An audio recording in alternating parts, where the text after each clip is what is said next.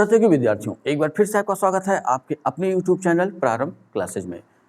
जैसा कि आप सबको पता है कि इतिहास की क्लास चल रही है और इतिहास के तहत हम पढ़ रहे हैं प्राचीन भारत, और प्राचीन भारत में जो हम पढ़ रहे हैं वो है मौर्य साम्राज्य। पिछली वीडियो क्लास की बात करें तो पिछली वीडियो क्लास में हम लोगों ने देखा था अशोक के बृहद शिलालेखों के बारे में, और आज की वीडियो क्लास उसी क्लास को पूरा करेगी। और आज की वीडियो क्लास में हम देखेंगे अशोक के लघु शिलालेखों के बारे में, अशोक के स्तंभ लेखों के बारे में और अशोक के गुहा लेखों के बारे में। ठीक है, तो चलिए देर नहीं करते हैं और वीडियो क्लास को शुरू करते हैं। लेकिन शुरू करने से पहले मैं इतना कहना चाहूँगा कि अगर आपको ये क्लास पसंद आ रही हो, आपके ज्ञान में वृद्धि कर रही हो, तो वीडियो को लाइक कर दिया करिए, वीडियो पे कमेंट कर दिया करिए, साथ ही साथ वीडियो को शेयर कर दिया करिए। चैनल को अभी तक जिन्होंने सब्सक्राइब नहीं किया है वो चैनल को सब्सक्राइब भी कर दें। ठीक है, तो आज की जो अपनी क्लास की जो हेडिंग है वो है मौर्य साम्राज्य, शासक सम्राट अशोक के लघु शिलालेख, स्तंभ लेख और गुहा लेख। तो सबसे पहले देखते हैं अशोक के लघु शिलालेखों के बारे में। ठीक, तो पहले ही ध्यान रखना है कि वर्गीकरण में हमने देखा था कि अशोक ने दो तरह के शिलालेख लिखवाए, एक बृहद शिलालेख और एक लघु शिलालेख। तो बृहद शिलालेखों के बारे में हम लोगों ने पढ़ रखा है पिछली क्लास में, और आज हम देखेंगे लघु शिलालेख। तो लघु शिलालेख हैं क्या, इनसे हमें अशोक के बारे में कौन सी जानकारी मिलती है। तो यहाँ अगर ध्यान दें तो अशोक के व्यक्तिगत जीवन तथा उसके धम्म के बारे में जानकारी मिलती है। ठीक है, तो ऐसा कह सकते हैं कि अशोक के लघु शिलालेखों को हम दो भागों में बांट सकते हैं। दो भागों में इसलिए कि इन्हीं शिलालेखों से पहला भाग जहां हमें उसके व्यक्तिगत जीवन के बारे में जानकारी मिल रही है, दूसरा भाग जहां उसके धम्म के बारे में जानकारी हमें मिल रही है, धम्म यानी धर्म के बारे में। ठीक है, अब इन लघु शिलालेखों की प्राप्ति स्थल की बात कर लें तो कई जगहों से मिले हैं। कुछ स्थल मैं आपके सामने रख रहा हूँ, बस यहाँ आपको ध्यान रखना है उस स्थल का नाम और कहाँ पे वो वर्तमान में स्थित है, इस चीज़ को ध्यान में रखना है। ठीक है, कुछ चीज़ें जब हमने ये क्लास शुरू की थी मौर्य साम्राज्य वाली, तो वहाँ भी पीछे जब स्रोत में हम लोगों ने कुछ चर्चा की थी। ठीक है, जैसे कुछ ऐसे अभिलेख हैं लघु शिलालेख जिसमें अशोक का व्यक्तिगत नाम हमको मिल जाता है। अगर आपको याद होगा तो हमने कुछ नाम लिया था, उड़ेगोलम, नेतूर, ठीक है, मशकी और गुर्जरा। लेकिन यहाँ हम देखेंगे कि ये जो लघु शिलालेख हैं मुख्यतः कहाँ कहाँ से मिले हैं। पहली बात करें तो पहला लघु शिलालेख, पहला तो नहीं कह सकते लेकिन अपनी लिस्ट में जो पहला नाम है रूपनगर, कहाँ से मिला, ये कहाँ स्थित है, रूपनाथ। ठीक है, रूपनाथ जगह का नाम है, ये कहाँ स्थित है, जबलपुर मध्य प्रदेश, जहाँ से हमें मिला है अशोक का लघु शिलालेख। दूसरा अगर देखें तो गुर्जरा, दतिया मध्य प्रदेश। तीसरा शारोमारो, शहडोल मध्य प्रदेश। चौथा पनगुडरिया, बुधनी, शिवहर मध्य प्रदेश। पांचवा सहसाराम, रोहतास बिहार। अगला जो है वो है अहरौरा, मिर्जापुर उत्तर प्रदेश। इस पे ध्यान बनाकर रखिएगा, अहरौरा मिर्जापुर उत्तर प्रदेश पे। अगला बैराठ, जयपुर राजस्थान। अगले लघु शिलालेख की बात करें तो मशकी, रायचूर जिला कर्नाटक। अगला ब्रह्मगिरी, चितलदुर्ग कर्नाटक। 10 नंबर पे अगर देखें तो सिद्धपुर, चितलदुर्ग कर्नाटक।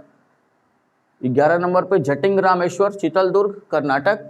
12 नंबर पे गोबीमठ, रायचूर कर्नाटक। 13 नंबर पे पालकी गुंडू, रायचूर कर्नाटक। 14 नंबर पे नेतूर, बेल्लारी कर्नाटक। 15 नंबर पे उडेगोलन, बेल्लारी कर्नाटक। 16 नंबर पे एर्रगुडी, कर्नूल कर्नाटक। 17 नंबर पे राजुल मंडगिरी, कर्नूल कर्नाटक। 18 नंबर पे शरेकुना, कांधार अफगानिस्तान। 19 नंबर पे लगमान, लंपक अफगानिस्तान। 20 नंबर पर तक्षशिला, पाकिस्तान आदि। ठीक है, तो यहाँ बस पढ़ लेना है, इनको विशेष तौर पर याद नहीं रखना है। कुछ चीज़ें ध्यान में रखनी है जो मैं पीछे भी बता चुका हूँ कि अशोक का व्यक्तिगत नाम उसके किस किस लघु शिलालेखों में मिलता है, तो मस्की, गुर्जरा, नेतूर, उडेगोलम। ठीक है, ये 4 ऐसे लघु शिलालेख हैं जिसमें अशोक का व्यक्तिगत नाम अशोक हमें मिल जाता है। साथ ही साथ इन सारे लघु शिलालेखों में अशोक या तो अपने व्यक्तिगत जीवन के बारे में बता रहा है या अपने धम्म के बारे में बता रहा है। ठीक है, अब यहाँ ध्यान रखिएगा भाब्रू या बैराठ जो जयपुर राजस्थान से मिला। ठीक, तो भाब्रू या बैराठ अभिलेख में अशोक के नाम के साथ साथ बौद्ध धर्म के त्रिरत्न बुद्ध, धम्म और संघ का भी उल्लेख हमको मिल जाता है। ठीक है, ये भी पॉइंट दिमाग में रख लेना है। क्वेश्चन पूछता है कि अशोक के नाम के साथ साथ बुद्ध, धम्म और संघ का उल्लेख अशोक के किस लघु शिलालेख में मिला, तो या तो बैराठ कह लीजिए या तो भाब्रू। ठीक है, दोनों एक ही जगह का नाम है। अब आते हैं इसी चैप्टर के दूसरे मुख्य पॉइंट पे, वो जो था अपना वो है स्तंभ लेख। अगर पीछे वर्गीकरण में चलें, जब हमने अशोक के अभिलेखों का वर्गीकरण किया था तो वहाँ हमने देखा था कि स्तंभ लेखों को भी हमने दो भागों में बांटा था, एक दीर्घ स्तंभ लेख और दूसरे लघु स्तंभ लेख।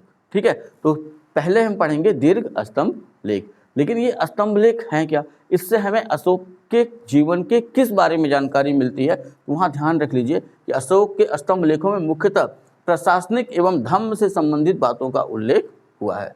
ठीक, तो अशोक जैसे अपने शिलालेखों में जिसकी चर्चा करता है, ठीक, वहाँ भी प्रशासनिक और धर्म से संबंधित बातें और सदाचार जनता से संबंधित बातें वहाँ पे हमको मिलती हैं। वैसे यहाँ भी स्तंभ लेखों में भी हमें प्रशासनिक एवं उसके धर्म से संबंधित बातें मिलती हैं।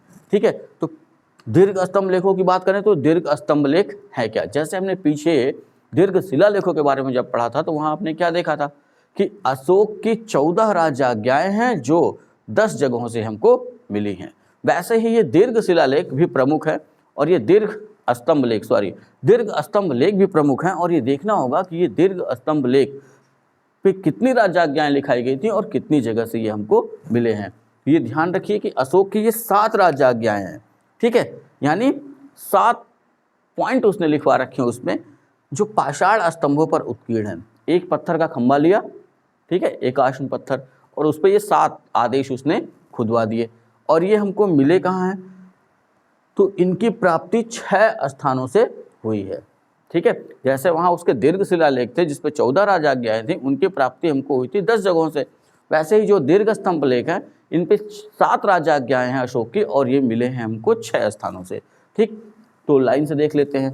तो जो इसका जो पहला दीर्घ स्तंभ लेख है उसको नाम दिया गया है इतिहासकारों द्वारा दिल्ली मेरठ दीर्घ स्तंभ लेख या दिल्ली मेरठ बृहद स्तंभ लेख।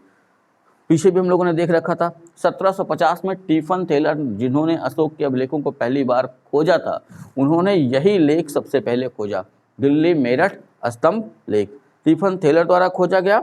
और ये ध्यान रखिए कि फिरोज शाह तुगलक द्वारा मेरठ से दिल्ली लाया गया था। ठीक है, और जब फिरोज शाह तुगलक इसे दिल्ली ले आया तो उसने अपने महल यानी फिरोज शाह कोटला जो उसने नगर बसाया था, वहाँ अपने महल के कुछ शिकार या शिकार महल में इसको उसने रखवाया। ठीक है, और इसे एक उपनाम दिया गया है अशोक की छोटी लाट। ठीक, तो यहाँ ध्यान रख लीजिएगा। पीछे भी हम लोगों ने देखा था, अगर पूछे कि सबसे पहला अशोक का अभिलेख जो खोजा गया वो आपका यही है, दिल्ली मेरठ दीर्घ स्तंभ लेख। किसने खोजा? टिफन थेलर ने। कब खोजा? 1750 में। कहाँ स्थित था? मेरठ में स्थित था।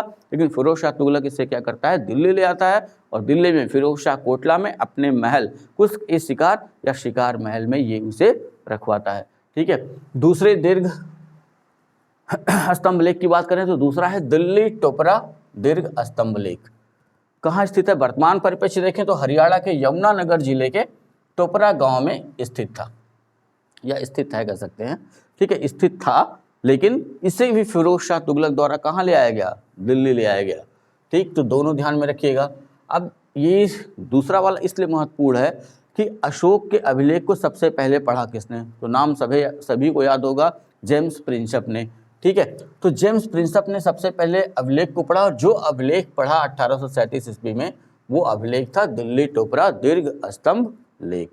ठीक, तो 2 पॉइंट विशेष तौर पे ध्यान रखना है। अशोक का पहला अभिलेख जो खोजा गया वो दिल्ली मेरठ दीर्घ स्तंभ लेख। किसने खोजा? Tiffin Thaler 1750।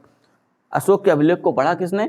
तो जेम्स प्रिंसप ने। कब पढ़ा? 1837। और वो पढ़ा हुआ अभिलेख कौन सा था? तो दिल्ली टोपरा स्तंभ दीर्घ स्तंभ लेख।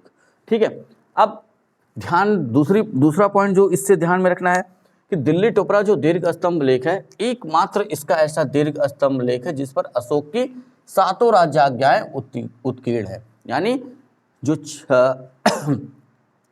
ये जो हमें 6 स्थानों से ये जो इसके दीर्घ स्तंभ लेख मिल रहे हैं और उसकी जो 7 राजआज्ञाएं हैं, तो बाकी सब पे 6 ही हैं, लेकिन दिल्ली टोपरा दीर्घ स्तंभ लेख पे हमें अशोक की 7 राजआज्ञाएं मिल जाती हैं। इस पॉइंट को ध्यान में रख लेना है कि अशोक का वो दीर्घ स्तंभ लेख जिस पर उसकी 7 राजआज्ञाएं मिलती है, तो दिल्ली टोपरा दीर्घ स्तंभ लेख। इसको जो उपनाम दिया गया वो नाम है मीनार जरीन या स्वर्ण स्तंभ या अशोक की बड़ी लाट।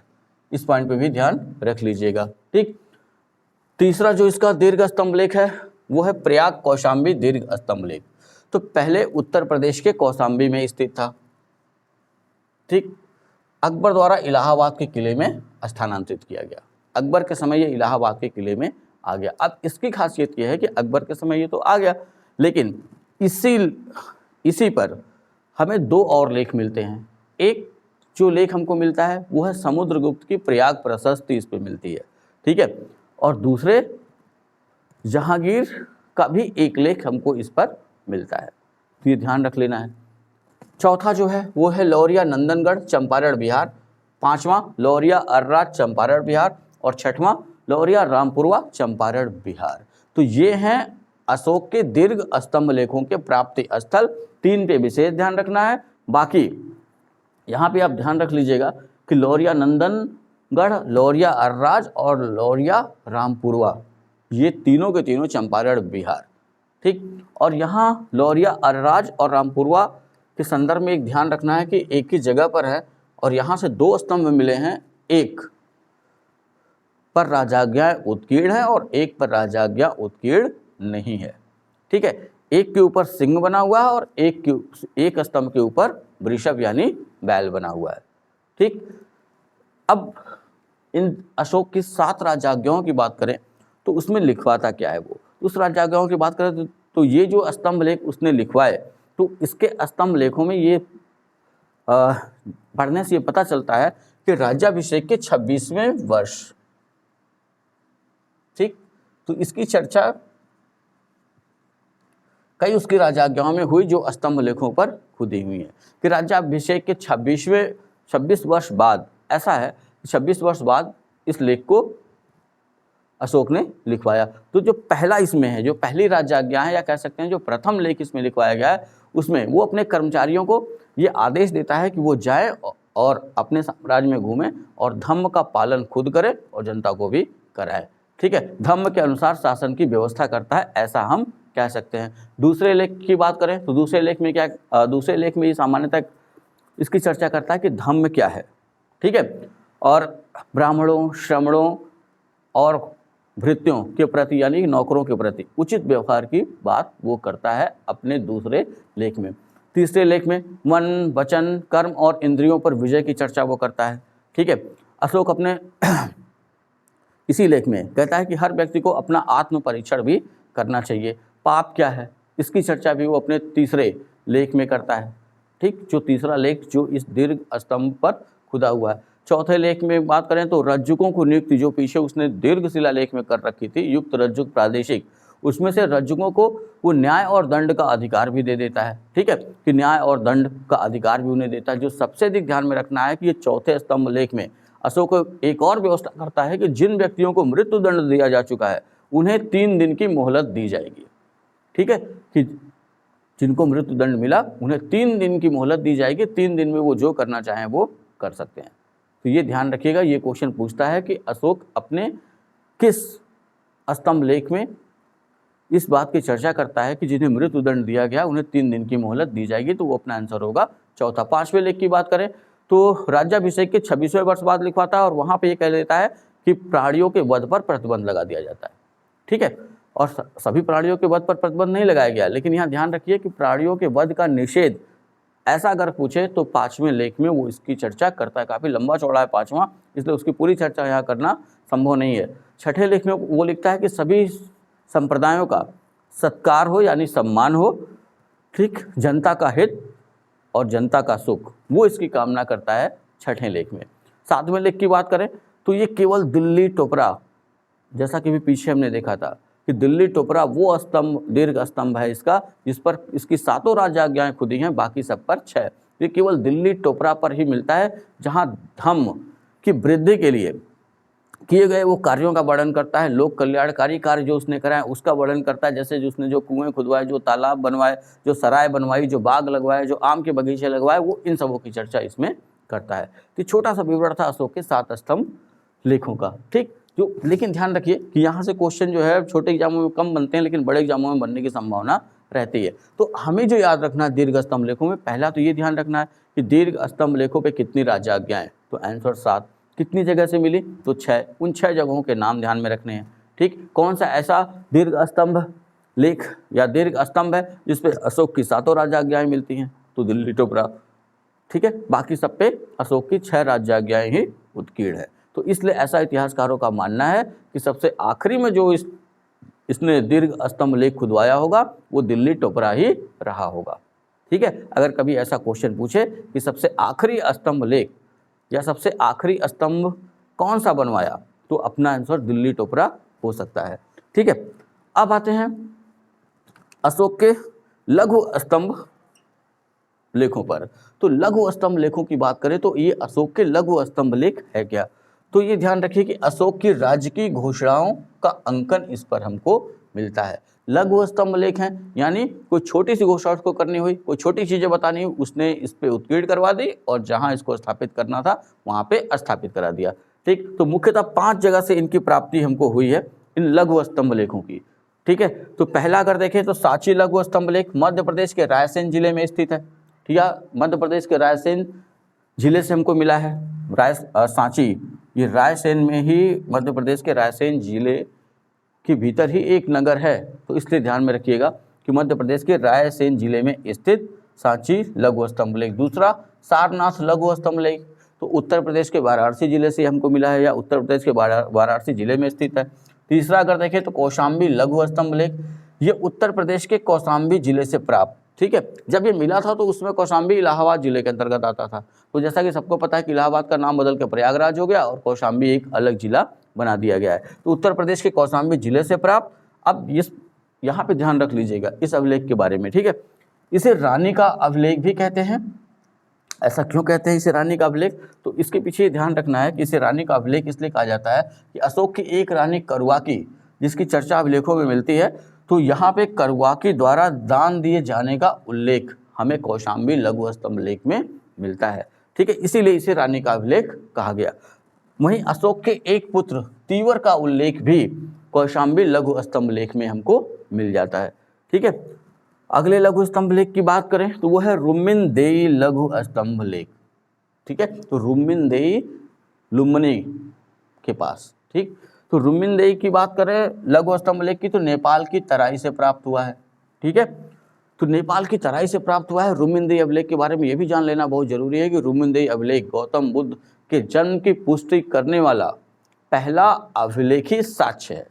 ठीक है, यहीं से हमें पता चलता है कि गौतम बुद्ध का पता तो बहुत ग्रंथों से भी चलता है, अन्य ग्रंथों से भी चलता है, लेकिन अभिलेखी साक्ष्य की बात अगर कभी करें तो रुम्मिनदेई लघु स्तंभ लेख वो पहला अभिलेखी साक्ष्य है जो ये पुष्टि करता है कि गौतम बुद्ध का जन्म लुम्बिनी में हुआ था। ऐसा इसलिए कि राज्याभिषेक के 20 वर्ष बाद या 20वें वर्ष लुम्बिनी यात्रा पर अशोक गया और वहाँ पहुँचने के बाद वहाँ तथागत गौतम बुद्ध का जन्म हुआ था, इसलिए वहाँ जो भूमि कर था 1/6 भाग। ठीक है, तो 1/6 भाग से घटाकर भूमि कर को 1/8 भाग कर देता है, इसका उल्लेख करता है वो रुम्मिनदेई अभिलेख में। अगला जो लघु स्तंभ लेख हमें मिला है वो है निगलीवा या निगाली सागर लघु स्तंभ लेख। ये भी नेपाल की तराई में स्थित है या नेपाल की तराई से प्राप्त हुआ है। तो अशोक अपने राज्याभिषेक के 14वें वर्ष यहाँ आया तथा कनक मुनि के स्तूप को दुगने आकार का करवाया। ठीक है, यहाँ ये ध्यान रख लीजिएगा 20वें वर्ष हम इसे कर लेते हैं। ठीक है, नहीं तो सेंटेंस सही नहीं होगा। राज्याभिषेक के 20वें वर्ष, ठीक है, लुम्बिनी यात्रा का उल्लेख करता है, यानी कि गौतम बुद्ध से संबंधित स्थानों की अशोक ने यात्रा की थी। तो 20वें वर्ष अगर बात करें तो 20वें वर्ष कहाँ पहुँचा वो, लुम्बिनी, और लुम्बिनी पहुँचने के बाद एक अभिलेख लिखवाया, उस अभिलेख को हम कहते हैं रुम्मिनदेई अभिलेख। ठीक है, अगला निगलीवा या निगाली सागर, अभी हमने क्या देखा, नेपाल की तराई में ये भी स्थित है और यहाँ ये उल्लेख करता है कि राज्याभिषेक के 14वें वर्ष वो निगलीवा या निगाली सागर गया, जहाँ कनक मुनि के स्तूप को उसने द्विगुणित यानी दुगना करा दिया। ठीक है, हाँ, इसकी चर्चा वो अपने रुम्मिनदेई अभिलेख में भी दोबारा करता है कि राज्याभिषेक के 14वें वर्ष वो निगलीवा यानी नेपाल की तराई में आया था और यहाँ कनक मुनि के स्तूप को उसने दुगना कराया था। ठीक है, सबसे नीचे मैंने एक पॉइंट लिख रखा है, उस पर ध्यान रखिएगा। ये जो सांची का लघु स्तंभ लेख है, सारनाथ का स्तंभ लेख लघु स्तंभ लेख है और जो कौशाम्बी का लघु स्तंभ लेख है वो एक वजह से और चर्चा में रहता है कि इन लघु स्तंभ लेखों में अशोक संघ भेद रोकने संबंधी राजाज्ञा जारी करता है। ठीक है, यानी संघ में जो भेद उत्पन्न हो रहे थे उनको रोकने संबंधी एक राजाज्ञा जारी करता है कि जो भी भिक्षु या भिक्षुड़ी संघ भेद करता हुआ पाया जाएगा उसे उसके वस्त्र उतार करके उसे सफ़ेद वस्त्र धारण करा दिया जाएगा। ठीक है, जिससे ये पता चले कि वो अपराधी है जो संघ भेद कर रहा था। तो इसकी चर्चा हमको मिलती है। तो बहुत ही शार्ट में हमने ये देखा अशोक के लघु शिलालेखों के बारे में, अशोक के दीर्घ स्तंभ लेखों के बारे में, अशोक के लघु स्तंभ लेखों के बारे में। ठीक है, एक स्क्रीनशॉट लीजिएगा। अभी एक टॉपिक बचा हुआ है इसमें, वो है अशोक के गुहा लेख। ठीक है,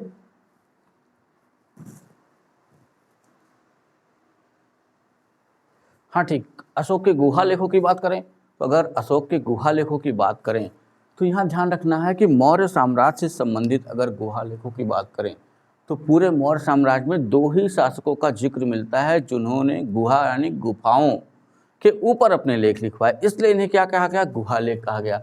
एक थे अशोक और एक थे दशरथ, दोनों मौर्य साम्राज्य के ही हैं। ठीक है, तो अशोक ने जो गुफाएं जिन पर अपने लेख लिखवाए वो स्थित हैं बराबर पहाड़ी, गया, बिहार। ठीक है, वहीं पे इसने ये गुफाएं बनवाई और उन गुफाओं में जो पहली गुफा है वो है सुदामा गुफा, दूसरी कर्ण चौपड़ की गुफा और तीसरी विष्णु झोपड़ी। तो ये 3 गुफाएं बनवाई अशोक ने और उसके ऊपर लेख इसने लिखवाया। ध्यान ये रखना है कि अशोक के संदर्भ में जब हमने पीछे पढ़ना शुरू किया था तो वहाँ हमने देखा था कि अशोक धर्म सहिष्णु शासक था, यानी कि अगर उसका झुकाव बौद्ध धर्म की तरफ था तो ऐसा नहीं कि अन्य धर्म के लोगों को उसने प्रताड़ित किया था। ये जो इसने गुफाएं बनवा रखी हैं अशोक ने या दशरथ ने, ये गुफाएं उन्होंने आजीवक संप्रदाय के साधुओं को दान देने के लिए बनवाई हैं। ठीक है, या बनवाई थी। तो यहाँ जो हमें ध्यान रखना है परीक्षा के दृष्टिकोण से वो ये कि इसमें से कोई भी आपके लिए उठा लेगा, जैसे सुदामा की गुफा का निर्माण किसने करवाया या सुदामा की गुफा का लेख किसने लिखवाया। ठीक, वैसा ही कर्ण चौपड़ की गुफा का निर्माण किसने करवाया, वैसा ही विष्णु झोपड़ी की गुफा का निर्माण किसने करवाया या इसके लेख किसने लिखवाए। ठीक है, तो अपना सीधा सा आंसर क्या हो जाएगा, अशोक। ये कहाँ पर स्थित हैं, तो बराबर पहाड़ी, गया, बिहार। क्यों लिखवाया अशोक ने, तो आजीवक संप्रदाय को दान में देने के लिए इन गुफाओं का निर्माण कराया और उसी का जिक्र वो इन लेखों में कराता है। ठीक है, वैसे ही आगे चल के मौर्य शासक हुआ दशरथ। दशरथ ने भी नागार्जुनी पहाड़ी, ये भी बिहार में, वहाँ पे उसने 3 गुफाएं बनवाई। एक गोपिका या गोपी की गुफा, दूसरा लोमर्ष ऋषि की गुफा और तीसरी यडथिका। ठीक है, ये 3 गुफाएं बनवाई दशरथ ने और 3 गुफाओं के ऊपर उसने भी लेख लिखवाए। ध्यान ये रखना है कि ये जितनी भी गुहा लेख हमको मिले हैं या इन गुफाओं का निर्माण मौर्य शासकों ने आजीवक संप्रदाय को दान में देने के लिए कराया था, या ये कह सकते हैं आजीवक संप्रदाय से संबंधित हैं ये गुफाएं, इनके लेख। ठीक है, तो आज ये खत्म हुआ अपना एक टॉपिक। उस टॉपिक के तहत हम लोगों ने क्या क्या देखा, अशोक के शिलालेखों का वर्गीकरण पहले हमने देखा, उसकी अगली वीडियो में हम लोगों ने देखा अशोक के दीर्घ शिलालेख और आज की वीडियो में हमने देखा अशोक के लघु शिलालेख, अशोक के स्तंभ लेख, अशोक के गुहा लेखों के बारे में। ठीक है, तो इतना आप लोग तैयार करते चलिए, शिथिलता बहुत है सबके भीतर और ये हो सकता है काफ़ी घातक हो जाए। तो अभी समय है और जल्दी से जल्दी जितनी भी क्लास इसमें मौर्य साम्राज्य से संबंधित हो चुकी है उन सारी क्लासेस को पूरा देख डालिए और जो आपको लगे कि ये महत्वपूर्ण है उसकी नोट्स बना लीजिए। ठीक है, तो इतना तैयार करिए, मिलते हैं नेक्स्ट वीडियो में, तब तक के लिए जय हिंद।